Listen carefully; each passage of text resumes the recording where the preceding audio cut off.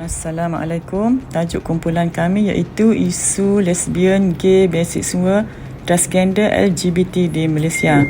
Ahli kumpulan kami terdiri daripada Muhammad Hafizuddin bin Zakaria, Muhammad Hamizul bin Haman, Fasno Rahmadina binti Fauzi. Malaysia kekal dengan keputusan tidak membenarkan gender ketiga di negara ini. Menteri di Jabatan Perdana Menteri Hal Ehwal Agama, Datuk Dr. Zulkifli Muhammad Al-Bakri berkata, pendirian menolak golongan lesbian, gay, biseksual dan transgender LGBT itu perlu dilakukan seperti pendirian kerajaan menolak dasar luar pentadbiran baru Amerika Syarikat yang mempromosi hak asasi golongan berkenaan. Perkara itu dikongsi di Facebook rasmi beliau ketika menyampaikan amanat dalam persidangan secara maya bersama ahli jawatan kuasa penyelidik kajian implikasi gender ketiga Anjuran Jabatan Kemajuan Islam Malaysia JAKIM. Menurut Datuk Dr. Zulkifli, hujah yang tuntas perlu dikemuka untuk tidak membenarkan gender ketiga di negara ini kerana bertentangan dengan syariat Islam. Malah kerajaan juga tidak menyokong sebarang kempen LGBT di negara ini. Mesyuarat khas pasukan bertindak menangani LGBT juga memutuskan akan mengambil tindakan tegas secara bersepadu terhadap isu penghinaan agama secara umum dan promosi LGBT khususnya di media sosial.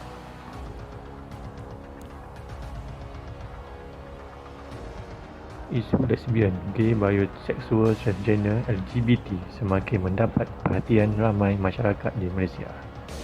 Di Malaysia, golongan ini disela, dipandang serong dan mendapat tentangan sepenuhnya oleh masyarakat sehingga ke peringkat Majlis Fatwa Kebangsaan. Di negara barat, isu ini sudah menjadi kebiasaan dan golongan ini telah diangkat ke tahap yang perlu dihormati sehingga perkahwinan sesama jenis adalah dihalalkan. Pelbagai gelaran diberikan kepada golongan manusia yang mempunyai kekeliruan gender ini dan golongan seperti ini dinamakan lesbian, gay, biseksual, transgender, LGBT. Isu ini semakin ketara dalam kelompok masyarakat kita dan menimbulkan pelbagai reaksi anggota masyarakat menyebabkan menjadi punca kepada konflik sesama mereka. Hakikatnya, telah wujud sekelompok masyarakat yang menerima dan mengakui diri mereka adalah LGBT. Bagi masyarakat yang berpegang kuat kepada ajaran agama, mereka menolak dan melihat ia sebagai satu gejala yang tidak bermoral, menentang ajaran agama dan menyalahi aturan fitrah dan tabi'in. Merujuk kepada Timbalan Pengarah Keluarga Sosial dan Pembangunan Komuniti JAKIM, Dr. Muhammad Izwan Muhammad Yusof, direkodkan peningkatan golongan gay 100% iaitu seramai 310 individu pada tahun 2018 berbanding 173,000 5 tahun lalu. Manakala golongan transgender pula merekodkan peningkatan kepada 30 individu pada tahun 2018 berbanding 10,000 pada tahun 1988. Apa itu lesbian? Lesbian adalah wanita yang mempunyai tarikan seksual atau romantik terhadap wanita lain. Golongan ini ternyata berpaksikan kepada kepercayaan bahawa hanya seorang wanita yang memahami kehendak dan keinginan seorang wanita. Apa itu gay? Gay adalah lelaki yang berminat lelaki dan tidak mempunyai perasaan terhadap golongan wanita. Lelaki gay lebih bertulus kepada sifat lelaki berwatak perempuan berdasarkan pola pengakuan yang dilabel sebagai pandang, maknya dan mampu. Biseksual adalah seorang yang mempunyai orientasi seksual yang memiliki ketarikan terhadap kedua-dua jantina baik dari segi emosional, seksual dan psikologi. Manakala transgender atau transeksual ialah satu keadaan di mana seseorang cenderung mengenal pasti diri mereka dengan gender yang tidak konsisten dengan jantina biologi mereka, dan biasanya mereka akan melakukan beberapa usaha perubatan untuk menukar keadaan fizikal mereka supaya menyerupai jantina berlawan.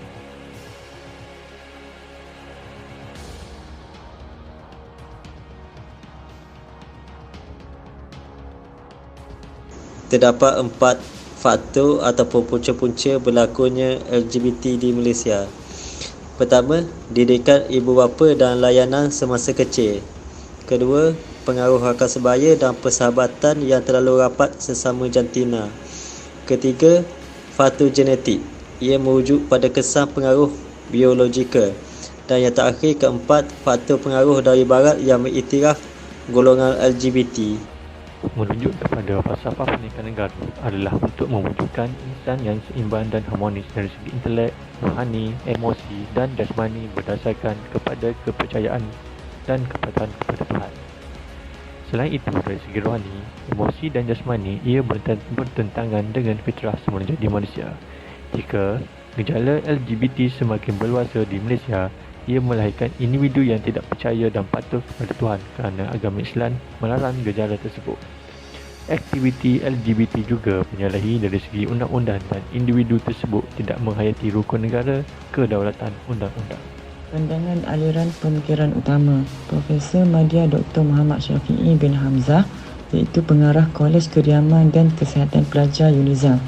Lesbian, gay, biaseksual dan transgender serta seks bebas LGBT cuba memberi kefahaman dan kesedaran kepada semua bahawa budaya dan cara hidup dan perlakuan seks songsang melawan arus sistem agama, kemanusiaan dan keluarga. Sejarah menyaksikan manusia pernah ditimpa musibah akibat kegiatan LGBT seperti mana peristiwa di zaman Nabi Lut. Peka dengan maklumat mengenai perkembangan LGBT dan memahami falsafah toleransi dan ketegasan. Personaliti bertentangan dengan fitrah. Implikasi ataupun kesan kepada individu, keluarga, masyarakat dan negara. Kesan kepada individu. Golongan yang mengamalkan LGBT ini mungkin akan menghadapi tekanan mental dan emosi. Kebarangkalian menghadapi penyakit yang berbahaya seperti AIDS dan STD. Golongan ini mungkin berisiko terlibat dengan penyalahgunaan dadah dan alkohol. Kesan kepada keluarga. Aktiviti mereka dianggap akan menimbulkan malu kepada keluarga. Ikatan kekeluargaan menjadi longgar dan akan menimbulkan unsur-unsur negatif yang akan disalurkan dalam jiwa golongan homoseksual ini. Kesan kepada masyarakat. Memusnahkan populasi semajadi dalam masyarakat. Memusnahkan kekuatan moral dalam masyarakat pada golongan ini. Kesan kepada negara. Masalah keutuhan akhlak akan berleluasa menyebabkan negara hilang ketamadunan. Negara akan kehilangan bakal pemimpin serta pewaris jika belia-belia terjebak dalam aktiviti LGBT. Cadangan penyelesaian isu LGBT. Beberapa pendekatan yang perlu dilakukan untuk merawat, memulih, menukar orientasi, identiti gejala LGBT di peringkat usia remaja. Antaranya ibu bapa. Keluarga merupakan pembimbing atau pendidik terdekat khususnya anak-anak. Ibu bapa haruslah memainkan peranan sebagai pembimbing dalam membentuk jati diri anak-anak dengan memberi didikan dan ajaran yang sempurna dan kasih sayang. Kedua, guru-guru. Guru-guru kaunseling dan agama berperanan mengubah jiwa dan pemikiran kanak-kanak yang mempunyai kecenderungan bertentangan dengan fitrah jantina. Yang ketiga, nasihat dan bimbingan. Memberi nasihat dan bimbingan yang secukupnya agar mereka sedar tentang keburukan LGBT. Rumusan. Pertama, LGBT dilihat sebagai antara simptom penyakit sosial yang jika tidak dibendung akan memporak-perandakan sistem budaya bangsa dan mengikis nilai sesebuah negara.